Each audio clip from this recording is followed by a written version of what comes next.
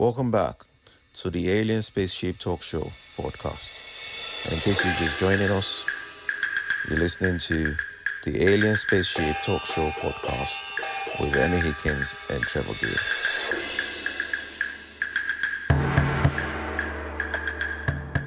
Nearly 200 million passwords has been exposed, and the companies that are actually involved are companies that you wouldn't think would fall prey to anything like that. And he's talking about Netflix. We know Netflix would, because Netflix been hit before, but then Facebook, Apple, and Google. That's a surprise to me that Google, Apple, and Facebook, Google, because they're tech giants, aren't they? But then Facebook and Apple, I know they're really, really big on security. But to say that they've been hit by a massive login and password data leak, are we safe? Are our details safe, bro? What do you make of that? No, it makes you wonder. I think these leaks do occur sometimes, don't they? I actually had an email this morning. I can't remember which of the platforms it was from. Yeah, but because I haven't really had time to look at it, but it just said along the lines, "Are you sure your password is safe?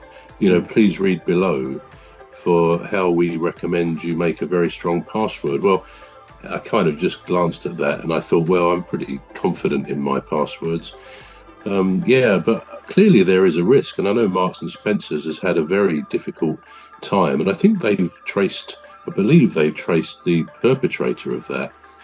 Somebody in this country, but quite what I suppose a serious crime syndicate could benefit to all sorts of levels, money-wise, from gaining passwords. But one or two individuals, I'm not sure. I probably don't know enough about it to really comment. But I certainly recommend anybody's passwords to be as safe as possible, but within reason, because I keep a book of all my passwords because they tend to be largely different passwords. I've got one or two which kind of cover a few things, but if for some reason I haven't made a note in my book when I've changed a password, then it can become quite difficult. So I try to have passwords which are sensible, safe, but not sort of as long as it can possibly be, because you'll trip yourself up in the end with that. But it's up to the companies, isn't it, to safeguard us as their customers, really. Same as banks, they've got to look after the security side of their operations for the same reason. Oh, absolutely, because there's a lot involved in it. There's our personal lives these days where, we post things about our personal lives online, whether knowingly or unknowingly. We do post pictures of, our kids, partners and friends. We tag friends, we go to occasions and then we post pictures of them online,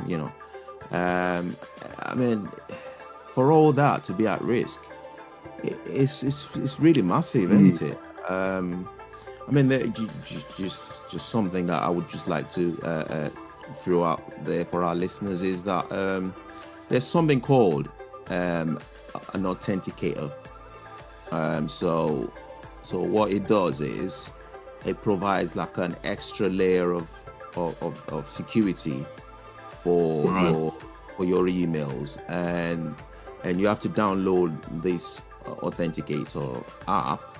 And what it does is every 30 seconds it would generate a new 6 digits for you to use on, say, for instance, you're about to log into your email, you're able to get your password correctly, input your password correctly, and then it logs you in, and then it says, enter the 6 digit from your authenticator. Now, what that does is, if you go onto the app, the authenticator app, and there's a timed 6 digits, and it's counting down. So it's counting down, And as soon as it counts down to 30 seconds, it'll generate another one. And I think that's, that's a really good one. So I'd recommend that for anyone, to have as a backup. Because there's no way that these criminals can get a hold of these digits if it keeps changing like that. No. But then another thing is that they have a way of tricking people to then lock them in yourself. Well, they do. Yeah, it's happened to a few Well, friends. They get more sophisticated, don't they? And we all believe we're on the lookout for any scam. Yeah. I certainly like to think I am. But then occasionally I think, is this true? Is it real? And I sort of talk to somebody about it and they say, no, it's a scam. So I tend to be very cynical of anything that doesn't sound plausible and to the point that We're going to take a short break now. We're back shortly. You've been listening to the Alien Spaceship Talk Show with Trevor Gear and Emmy Hikins.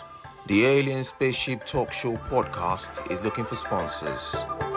If you're a company out there looking to spread the word about the products and services you provide, please get in touch with Deepstuff Radio Podcast on info@deepstuffrecords.com, or to use the contact form on our website to contact us, please visit radio.deepstuffrecords.com.